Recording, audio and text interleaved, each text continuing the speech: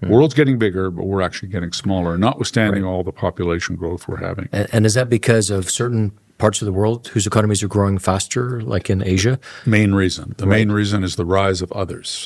It's the same reason the U.S. isn't as dominant globally as it was 4 or 5 decades ago. Although, my goodness, it's still almost a quarter of global GDP. We're 2.1%.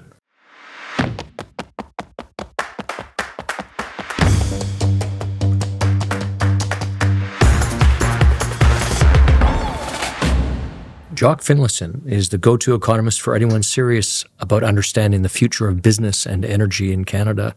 As the chief economist of the Independent Contractors and Businesses Association and former executive vice president of BCBC, he's been instrumental in shaping key economic policies that impact us all.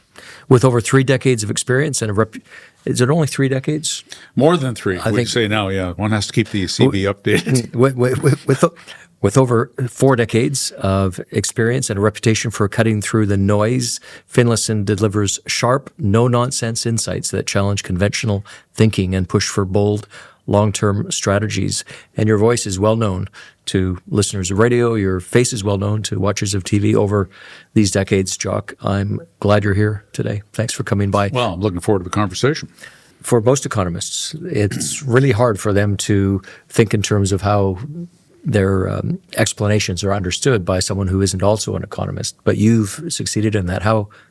First of all, I'm not a technical economist. I've got a PhD in economics or econometrics, and I did some academic work in economics, but I also took business and political science and other disciplines. And I always enjoyed writing and communicating, which is one of the reasons I got along well with print journalists historically. And I think I developed some skills in that area. So that helped very much in terms of being able to condense down what's going on in the business world or the economic environment into a intelligible story, if I can put it that way. So I have, over time been able to develop the ability to do that. Mm-hmm. And most people working as academic economists, that's not their role. They're writing and researching primarily for their peers. Who are also in the academic world or they're graduate students. So it's kind of a different skill set, different focus. Well, you've done well at it. But over the time that you've been working as a think tank economist, there's been a lot of change in the world. The globalization phenomenon has gone through a lot of cycles. What are your thoughts on the trends that were the most influential in shaping your view of the world and then how you explain the world to others? Sure. Well, I start with Canada. What is our position in the global economy and global supply chains? What do we export? What do we import? How much market power do we have? Where are we competitive? Where are we not competitive? So the biggest change I've seen over my career in that regard is more global integration. Back to what we call globalization, although some would argue that's now reversing. But certainly for most of my career, we had globalization was a trend. So more countries were becoming more open. Trade was growing faster than GDP for us and for many other jurisdictions. Capital flows were rising dramatically. Cross-border production networks were being developed and sort of intensified. So globalization of that sort was one of the big trends in my career. But the other one, more from a Canadian point of view, is our shrinking footprint. We're small and getting smaller. A lot of people don't understand that. I think a lot of our decision makers, it's not sort of top of mind. Right. Canada as in Canada, share of global trade, share of global output, share of global market capitalization of publicly listed companies, share of large global corporations that are headquartered here. On all those kind of metrics, we are shrinking because others are rising or outperforming us. And that trend, I think, is well established and it will persist. We're getting smaller.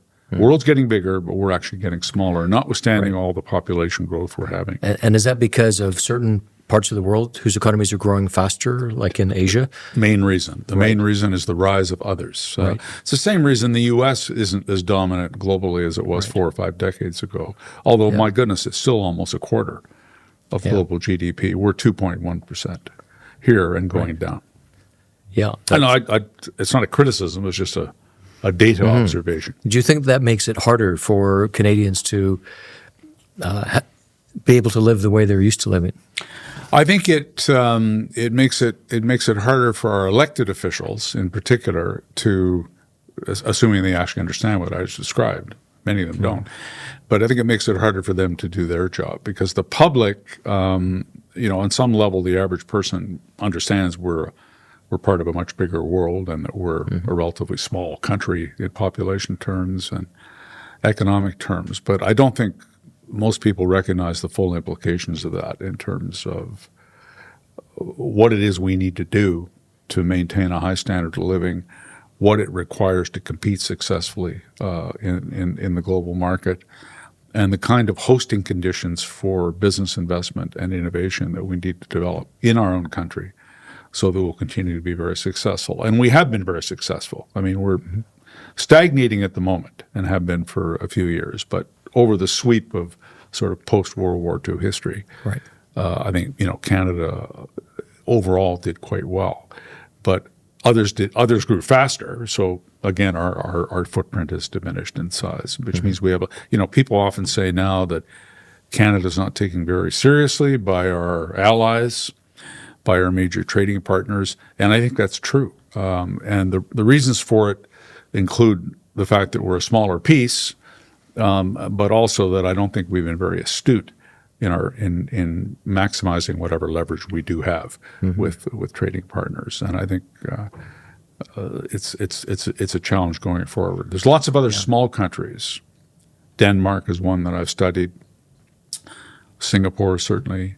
Even South Korea, although I wouldn't call it small, where I think their governments and their elected officials have a better understanding, and there's more of a consensus view in the society, at least at the elite level, on what they need to do to prosper, survive, right, and maintain a high standard of living. We don't have that anymore in Canada. Maybe we had it in the past, but I would argue that's basically disappeared today, and that worries me going forward. So there are countries in the world punching above their weight.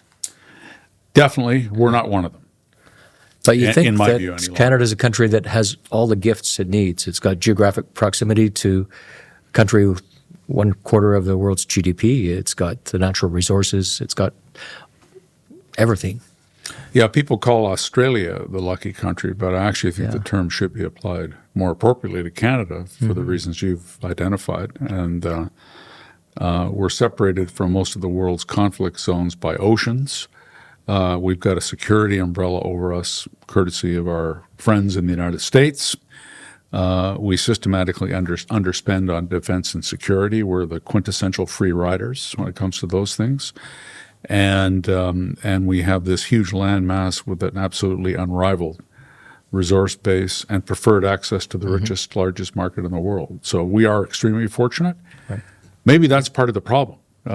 We haven't developed the habits and the mindset that other places do that face bigger challenges kind of structurally. And so we're kind of drifting along in a world that I've described Canada as a slow-moving inward jurisdiction trying to navigate its way in a fast-changing world that poses a lot of risks. So we're not doing very well, in my opinion, on that. One of the trends in our politics I see provincially and nationally, which I don't think is healthy, is the emergence of what one might call the career politician. So these are people who spend their entire working careers in and around the domain of political life, often starting off as political assistants or constituency assistants to a member of parliament or a member of the provincial legislative assembly, and then eventually becoming elected as an MLA or an MP and spending a substantial chunk of their working career doing that without having had much, in some cases, any experience in other lines of work. I don't happen to think that's a very healthy way. And what was your first job, even before you got into economics? Well, I actually worked in a pulp mill. My family owned a retail business, a furniture business, so I worked in that as a kid. I worked summers as a dishwasher for the Navy, back in the days when Canada had a bigger Navy than we do today. They had a Sea Cadet program at a location near where I grew up, and so I actually worked there in the summer as a civilian sort of support worker. And then when I got out of high school, I worked in a pulp mill for a year to generate the money to go to university and not have to go into debt. I was raised in a Scottish family that had a strong aversion to debt, and my parents weren't in a position to, pay the full freight for Cash on the barrelhead. Yeah, they supported me. But anyway, I was very cautious about going into debt, so I worked in a pulp mill, made tremendous money for an 18-year-old unskilled production worker, lived at home, and accumulated enough savings to go to university. Was there a moment when you said, hey, this is pretty good, I might just stick around here and do this? No, I wanted out of my small town Right. that I grew up in, and I definitely wanted to go to school. So that was never a temptation. But when I went to school, I did a bachelor's degree, and then I worked as a legislative intern in British Columbia. There's a program for get about a dozen or so recent university graduates who spend 6 months as an intern in Victoria. In the birdcage. And working half the time in a ministry and half the time working for one party caucus or the other. It was kind of randomly assigned. And so I did that, and I was interested in politics and government before that. And then I did that for 6 months, then took a few months off, and then I went to grad school. So my first job was a pulp mill, but my first post-university job was a legislative intern. We were paid for it, Right. not like today's interns. And you went down east for grad school. I went to I did UBC. I did a master's there. Then I went to Queens, and then later on I went to the U.S. Just going back to the pulp mill, there must have been a lot of characters there. You must have seen how things operated, and then you went into explaining parts of the economy, including pulp mills. Was there something from that experience that has stayed with you? Well, it made me glad I got an education. That's one thing I would say. It was a grind, shift work. Yeah. Every week you moved from day shift to afternoon shift, and the following week you moved to night shift, graveyard shift. So one didn't have too much of a social life. And I had to commute as well. I didn't live right close to the mill. I had about a 40-minute drive. So it was very well paid for unskilled labor, which is what I was, a production worker. And but it was, it was hard work, and it was, it was, if I'd wanted to raise a family or something at that time, I mean, it would have been more challenging. So, but it confirmed in me I wanted to get an education, and I certainly met people in the work site. But I was like 19, 18, and the average worker there was in their 30s or 40s. So there was a big generation gap. On the crew I worked in, I was the junior. That was on The junior grunt. Vancouver Island. Vancouver Island. Jock, I just want to read something that you've written. Canadians should insist that governments devise sensible pro-growth policies that will help lift the incomes of families and workers in the coming years. Can you take us through how you would propose to do this? Yeah, well, the reason I sort of made that statement is I think there's a disconnect when people hear about economic growth and importance of it. I think a lot of people struggle to make any connection between that and their own lives. And in the end of the day, what matters, I think, to households above all is income, the ability to earn or obtain enough funds to afford the lifestyle that you hope to achieve for yourself and your family. And in a macro setting where there's very little economic growth, it's difficult to do that. And I think we're living through that right now in Canada to some extent. So in the end, we want economic growth, not because it's good in and of itself, because it furnishes the means for a higher standard of living, a higher material standard of living, gives people more income, more career opportunity, but also gives government more resources to provide services and programs that people want. It's all connected at the end. So when you have a experience like we're going through in Canada, where economic growth is very substantially lagging population growth, A, that's unusual for us, but B, it's troublesome because it means the size of the pie is not growing fast enough to keep the slices of the pie growing for a large proportion of the population. Now, is this because there's someone who holds the levers of power who has been subject to your suggestion, and it said, no, Jock, you're wrong. We don't want to do those things because it's not desirable to have that. We don't need it. Has someone actually thought this through so as to move us in the very opposite direction from what you're suggesting, or is it just other factors that have caused this? Well, very few decision makers, in my experience in government, deliberately embrace the idea that we don't need economic growth. So that's something economists. This is motherhood and apple pie. We all want that. It's more that they don't. They're focused on other things. Is really what I mean. When I started my career, governments were less preoccupied than they are today with a wide range of what I would describe as non-core economic kind of issues. So today, if you read the mandate letters that Premier Eby, for example, gave to all of his cabinet upon becoming premier, or John Horgan before Premier Eby, or Justin Trudeau as prime minister, if you read those mandate letters, you will see very quickly that the bread and butter economic issues that you and I are primarily talking about today are not the dominant concern in those letters. And that means that the priorities of the ministers and their departments aren't necessarily aligned with having a strong economy, with ensuring prosperity advances, doing the things necessary to have our own jurisdiction compete successfully in what I would describe as an unforgiving world. It's not that anyone deliberately set out to do that. It's that they got preoccupied with other things. So it's not criticism. It's not, again, there's nobody trying to sabotage our prosperity, even in governments that I don't necessarily share their views. But they're not out to do that. But it's inadvertently that can end up what their record becomes. What is a standard of living? It starts with the income you or your household has available to buy goods and services. So, housing, transportation, food, entertainment, etc. From there, it could expand to include the kind of housing you can live in. How modern, what are the amenities, what's the square footage per person. It would certainly include access to public services. So how good is education system?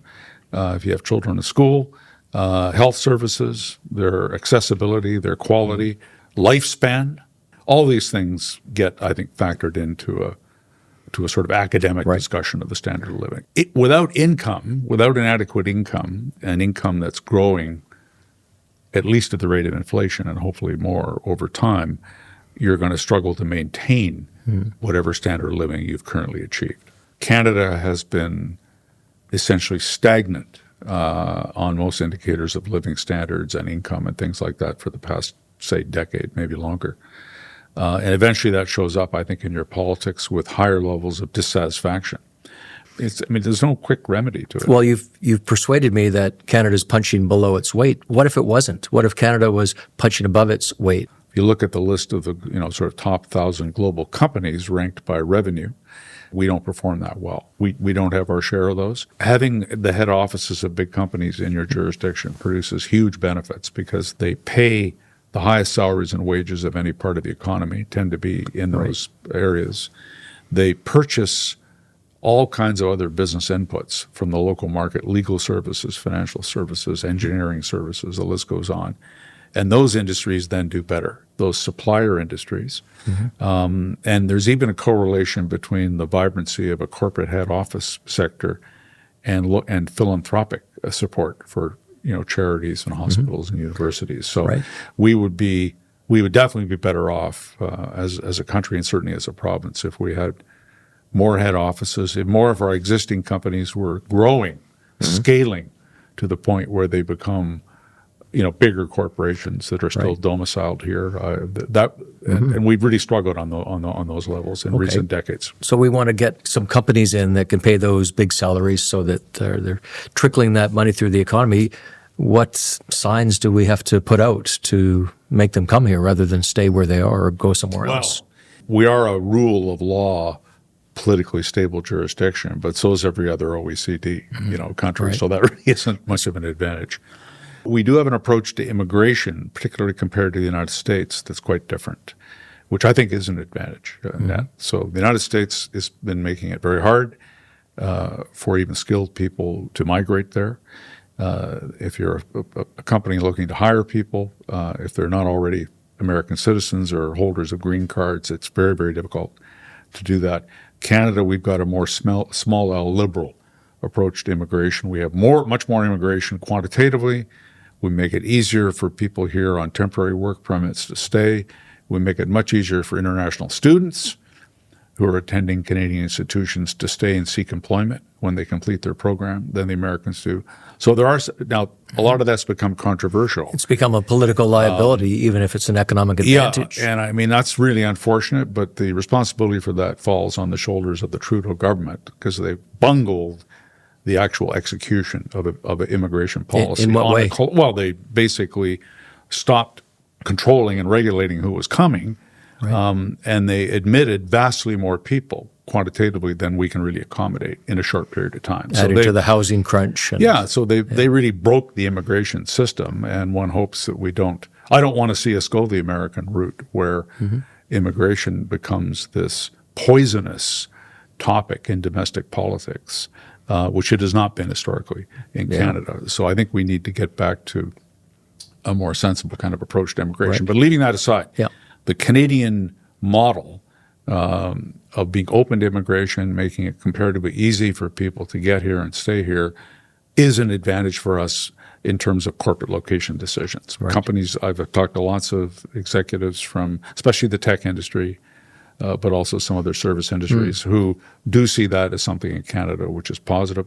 Our open approach to cultural diversity and things like that can also, I think, is also a net sort of benefit for a lot of business. So we have some assets.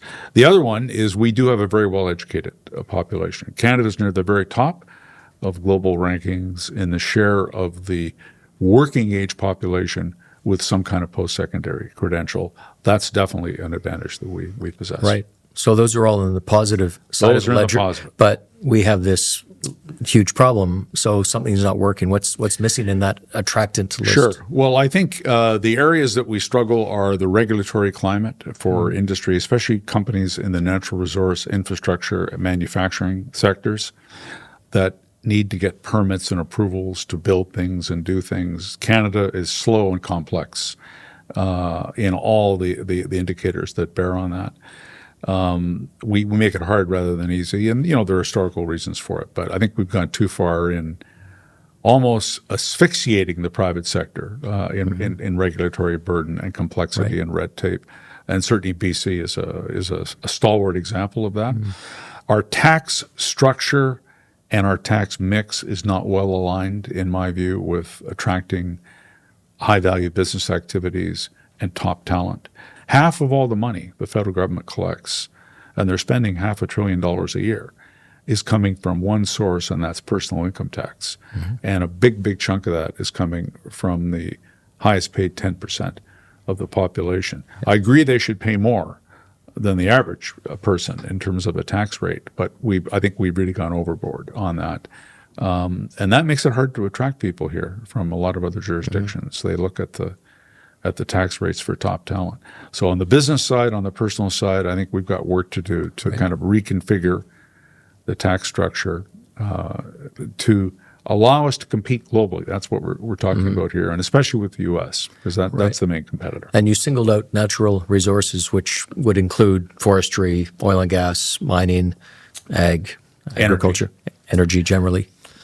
Yeah, I mean, I think one of the reasons why things have gone off the rails in Canada, and I say that as we come out of a threatened rail strike, is our population is increasingly concentrated in 7 or 8 urban metropolitan areas across the country. And in general, Canada's got one of the highest rates of urbanization of any developed country, and immigration is sort of accentuating that because virtually all newcomers to Canada settle in urban environments of one sort or another. It's not like when my grandparents came here from the U.S. on my mother's side. They actually became ranchers in Saskatchewan because they were able to get land for peanuts. That is not the typical story of people coming to Canada today. So we have an urban kind of based population and politics But the way we pay our way in the world, what we export, the areas we have a comparative advantage are still quite heavily weighted to the natural resource economy. So just some numbers on that. 55% of Canada's merchandise exports, and it goes up and down with commodity cycles, are still coming out of natural resource industries.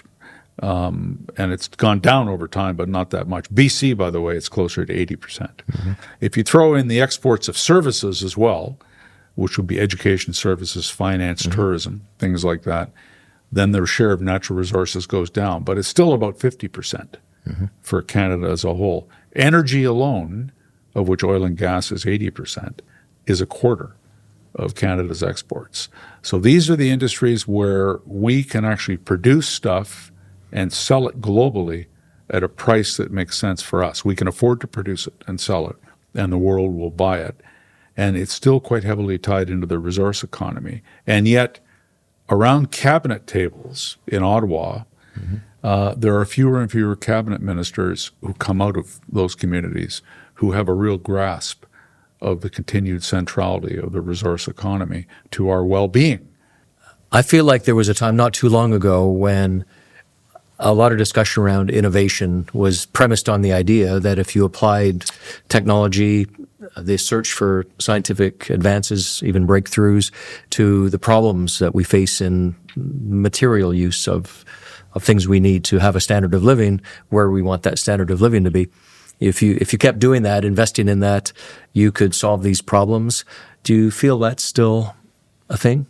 Well, I think for something like climate change, the only solution to the problem of man-made greenhouse, right? Greenhouse gas emissions caused by human activity in the long run is going to be technological innovation and its widespread deployment across industry and the whole economy. It's not going to be solved with carbon taxes and clean fuel regulations and all the stuff we're doing in Canada. Bill Gates argues, and he's a hard person to get into a dispute with, that if the world cares as much as he does about climate change, we should be devoting 1% of global GDP to basically energy-related research designed to accelerate the transition away from carbon-based fuels. That would be $1 trillion a year devoted specifically to that. So in the long run, I think if there's going to be real progress on climate, it's going to come through innovation and technology. And I think the same applies for a lot of other challenges that we're facing. And there you've got both the fundamental upstream scientific research that needs to go on, much of that in the academic context, and then the commercialization and kind of downstream application of the fundamental knowledge breakthroughs into the form of products and services and innovations that can actually be deployed and taken up. Right. Canada's pretty good at the first. We use the term punch above our weight. I would say, from what I know, we actually do quite well in a lot of areas of fundamental science research, engineering, medicine, things like that. But we're a laggard when it comes to the application and diffusion of technological innovation across the economy for reasons I don't purport to fully understand. But the real benefit comes from the diffusion and take-up at the end, not so much from the upstream development. And also, we're a small part of a bigger world. Most of the scientific breakthroughs that occur in any field are not going to be originating here. They're going to be happening elsewhere. So the question becomes, how quickly can you adapt in your own economy and society and take up and deploy these innovations so you actually get the benefit that flows from them? And there we tend to struggle a little bit in Canada. A few miles from where we sit, there's a newly finished infrastructure project that has added, I've heard, anything from half a point to even a couple of points to the size of the Canadian economy, the GDP size. That's the Trans Mountain Pipeline expansion, the terminal right down on the water. I had to look at that recently. The safety on the ships, on the pipeline, the layers of safety, the investments, they had a lot of conditions that they had to fulfill to get their permits, but they went beyond those conditions. and they've put in even more layers of safety, which in a lot of cases comes from developments in technology, so investments in R&D that have allowed that. Yeah.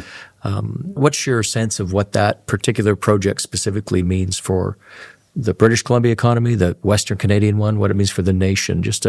What's an economist's view of that project? It's a great question, since as Canadian taxpayers, we all own it Yes. now directly. And It went a little over budget. my sense of it is I'm awfully glad it's completed. I just came from an energy conference in Alberta where you were also attending, and the mood in the room was noticeably brighter than 2 or 3 years earlier, and that's partly because this project has come to fruition. It's allowed us to get access to global markets for oil, which previously we did not have. And it's also allowed us to produce and export more, particularly to export more. So it will actually contribute in a statistically meaningful sense to economic growth in Canada over the next number of years, recognizing oil and gases are by far, by orders of magnitude, our largest export engine in Canada. 25% of all of our exports. So it makes a huge difference. Unfortunately, the Trans Mountain saga, it was mired in extraordinary conflict, legal challenges, multiple legal challenges, federal provincial disputes, unheard of delays, and eventually the government of Canada having to step in and take ownership of it because the private sector would not. That's a big stain on Canada's global reputation as a place to deploy capital, at least in natural resource and infrastructure development, because other countries look at that and say it's just they can't understand. I've met with diplomats from Japan and other countries who are absolutely perplexed beyond belief at the enormous political conflict and difficulty of proceeding with that project, given that it was the twinning of an existing pipeline. And how we tied ourselves in knots over it. So I'm glad it's done, but I'm embarrassed as a Canadian the way it eventually played out, and I think it speaks volumes about how difficult we've made it in our own country to get anything done, frankly. And that, to me, is not a sustainable place for us to be. I'd like to quote you again.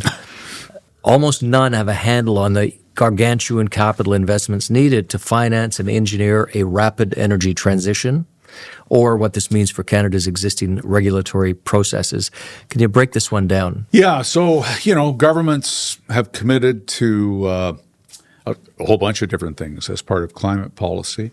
The Trudeau government has committed to completely decarbonize electricity in Canada by 2035. They've actually got a piece of legislation that purports to do that. So if they don't do that, they'll be breaking that law. Well, their own law. You can always change the law. But, right. They've said this is our goal, and we're enshrining it into law. The good news is Canada is already 80% carbon-free in our production of electricity, thanks to hydro, thanks to nuclear, and thanks to other non-carbon-based renewable energy. In the advanced economy jurisdictions, we're one of the highest in the share of non-carbon electricity produced. And this federal law says we're going to switch that other 20% that's currently hydrocarbon-based to carbon-free sources. So by 2035. It's kind of an arbitrary date. And most countries would like to get to 80, where we already are. Most countries would like to get to 50. Or 50. That's how far ahead we are than most. So the question becomes, and I'm actually writing a paper on this right now, that just looks at the decarbonization of electricity in Canada, not everything else, just electricity. And what would that require?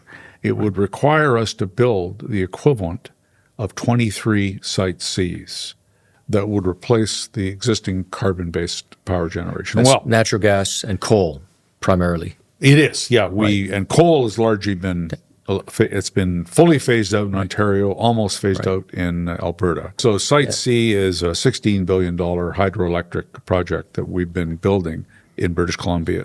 The concept of it actually goes back several decades, but the real work on it started under the previous government, and the project is being brought to fruition under the current NDP government. So it's taken longer, and it's cost sort of 2 or 3 times the original estimate. And it also faced significant litigation, people trying to stop it, lots of people protesting, didn't like it, even though it was a carbon-free power source that we need to meet the demand for energy in British Columbia.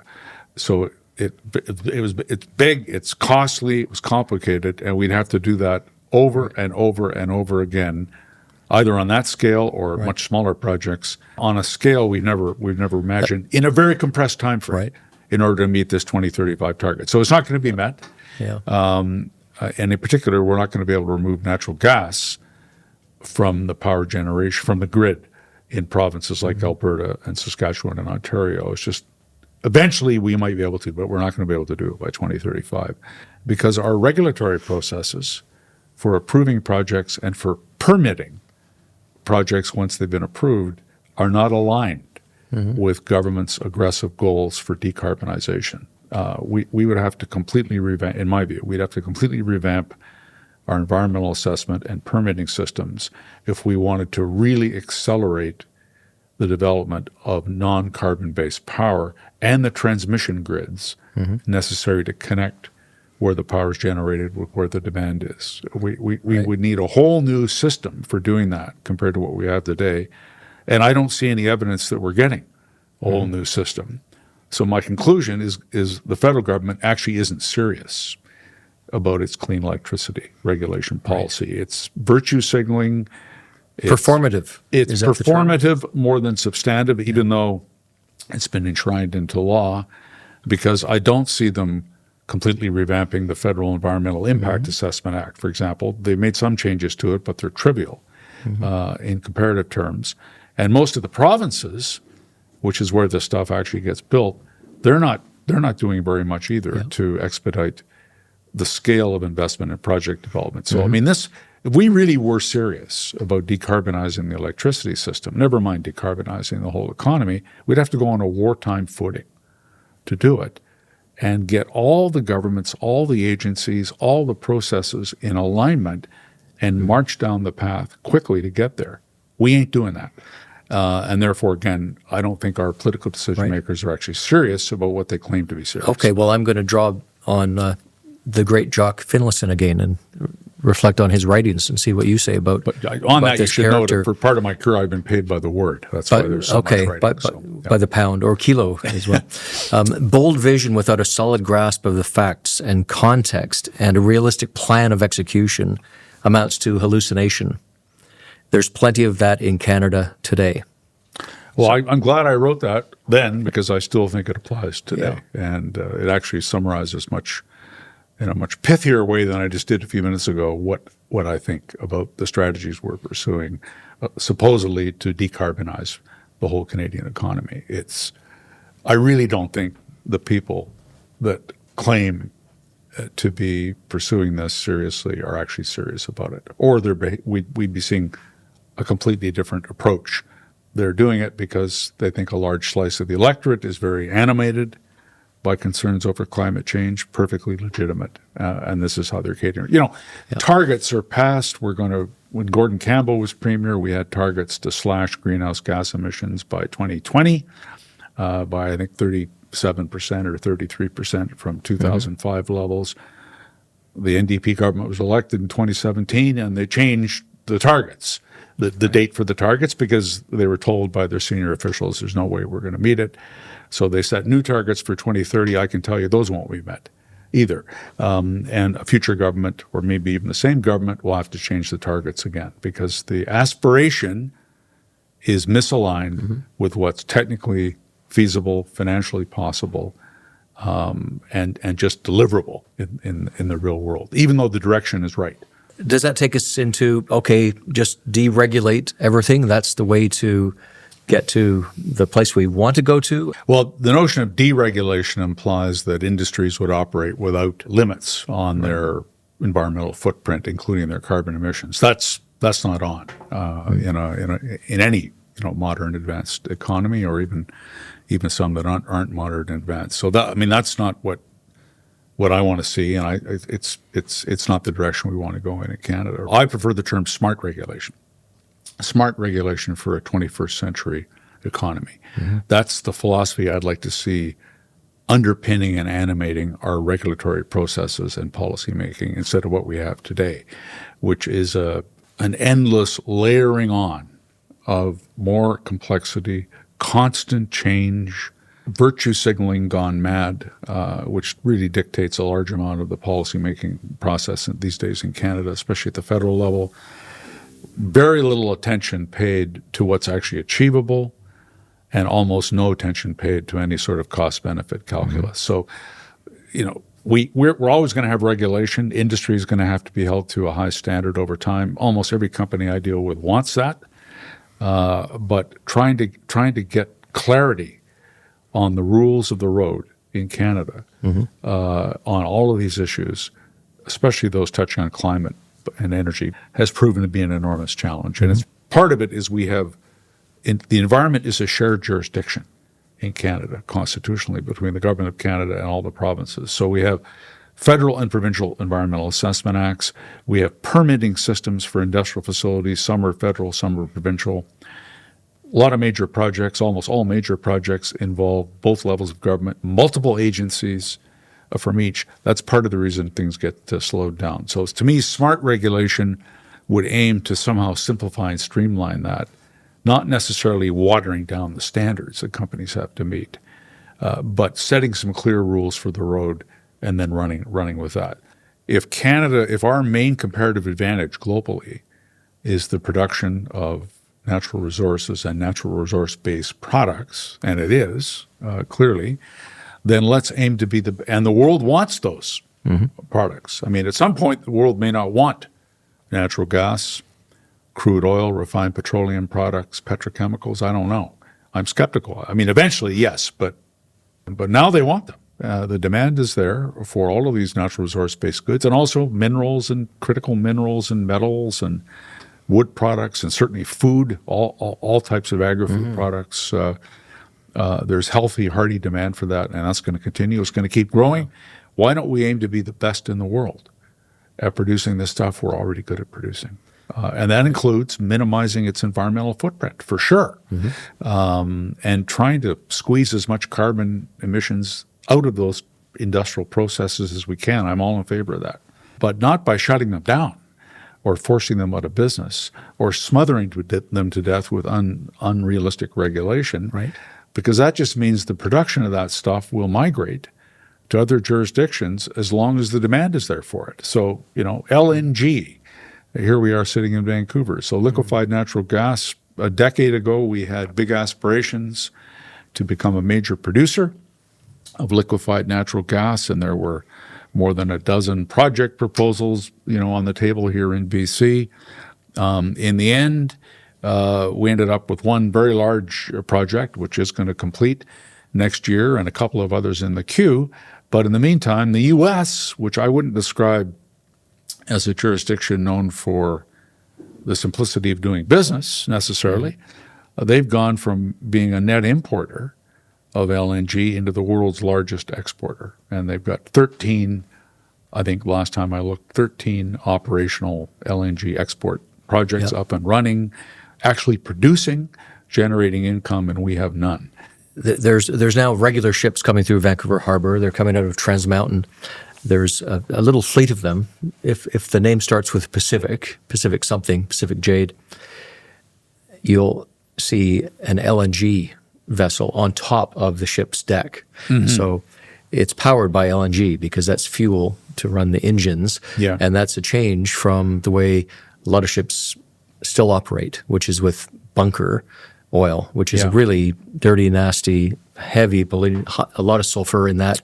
And everyone in the world in shipping wants to comply with the regulations that are, pushing them away from that, looking for cleaner sources. Hydrogen is talked about, but the thing that's actually available right now, LNG. And I think seeing those ships come in, it's great. That looks greener, half the emissions of alternatives. That's pretty good. Ironically, and this is such a Canadian story of the present day, I think that ship, when it comes here, if it's out of LNG, it cannot refuel that here. Where we have LNG in abundance, because we have natural gas that is used to make LNG in abundance, but we just haven't gotten to the point where we can be part of the global.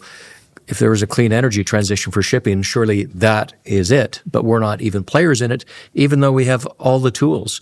I mean, is that emblematic of something, Jock? I think so. It's the magical thinking that Yeah. I think has infected Canadian discourse on a lot of these issues. So we've got to go from some carbon to none overnight through a regulation or a tax, even though the none isn't technically or economically feasible. We're a big player. Energy, we're the fourth largest producer of oil and the fifth largest producer of natural gas in the world, Right. and we're a big exporter of both. In the case of gas, our export performance is going to rise further. Why not aim to be the best in the world in those industries? And also metal mining and metal fabrication, upstream mining. The world needs all that. And that means reducing the carbon emissions and the carbon footprint, the climate footprint of all this industrial activity. That we should be doing, and that'll be done through upstream by reducing the carbon content of what's produced with resources, as well as through technological innovation all the way along the supply chain. So we should be big players in that. We should be focused on it. But it includes embracing a vision where we're that Canada is and will remain an important producer of natural resource-based goods. These are not sunset industries. They're not industries that should be driven out of business through taxes and regulation on the assumption something else is going to rise up to replace them, because I don't see the something else at the moment.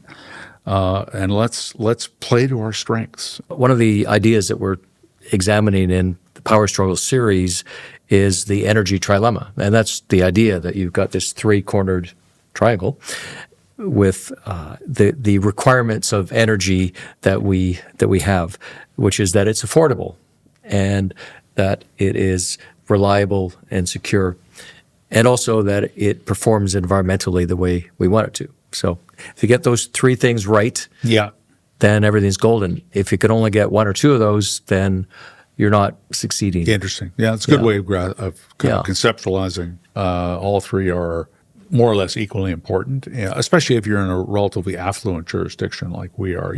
We should be paying attention to the environmental consequences of human activity, including human activity related to energy production and consumption. But I don't think that can be done without having at least one eye on the affordability of the energy for consumers and businesses, and second, the security and reliability of the supply. So there, it's kind of a fine balance there, and I think we will probably get it right going forward after kind of a bumpy road getting to where we are today. Jock, thanks for coming on today. Great to be here, Stewart, and keep up the great work. Thank you.